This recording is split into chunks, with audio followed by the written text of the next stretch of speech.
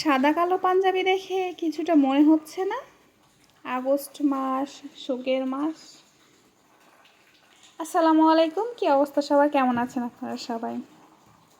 সাদা কালোর কম্বিনেশনটা দেখলেই কেন জানি আমার শোকের মাসের কথা শুধু মনে পড়ে যায়।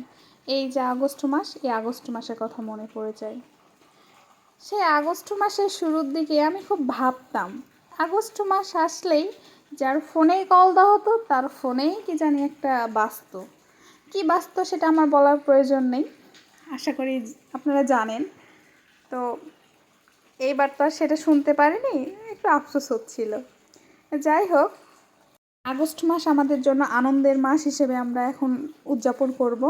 আমাদের কষ্টের মাস বা শোকের মাস জুলাই মাস।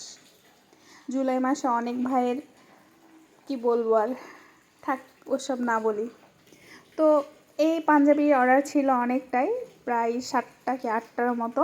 আমি আপনাদের সাথে 4টা শেয়ার করেছি, কারণ আমি একসাথে 4টা পাঞ্জাবি করেছিলাম। পরবর্তীতে আরও পাঞ্জাবি নিয়েছিল, কারণ তাদের কাছে আমার পাঞ্জাবিগুলো দেওয়ার পরে এত ভালো লেগেছিল যে আরও অলরেডি তারা বলে দিয়েছিল দেওয়ার পরে যে আমরা আরও 2-3টা পাঞ্জাবি নিব, আপনি করে রাখেন। তো তাদের ডিজাইন কাস্টমাইজ করা ছিল, আমি সেই অনুপাতে করেছি। এখানে সাদা কালার পাঞ্জাবিতে আমি কালো কালার, ব্রাউন কালার এবং সাদা কালার, এই 3টা কালার ব্যবহার করেছি। আমি একটু স্পিড বাড়িয়ে দিয়েছি, না হলে অনেক বড় ভিডিও হয়ে যাচ্ছে, আর আপনারা তো শর্ট ভিডিও দেখতে চান না, আর লং ভিডিও দেখবেন কীভাবে।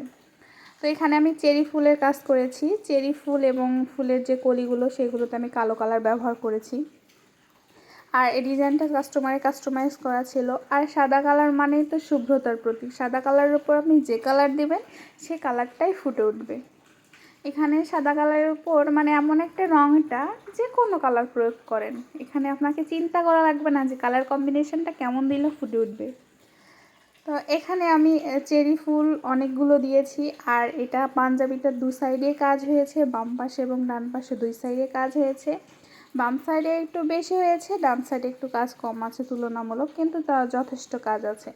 তো আমার ফুল করার কাজ শেষ। আর ফুল করা হয়ে গেলে আপনারা একটু শুকাতে দিবেন 1 ঘন্টার মতো বা আধা ঘন্টার মতো, ফ্যানের বাতাসে অথবা রোদে রেখে দিবেন। তাহলে কি হবে, শুকে যাবে, এবং শুকার ফলে রং যখন আপনি আরেকটা রং কাজ করবেন তখন ওই রংটা আপনার হাতে লাগবে না বা অন্য জায়গায়ও লাগবে না, কাপড়ে কোনো জায়গায়। তো এখানে আমি ডালের কাজ করতেছি। আর ডালে আমি ব্রাউন কালার বা বাদামি কালার অথবা ডাল কালার যেটা বলে সেটা ব্যবহার করেছি।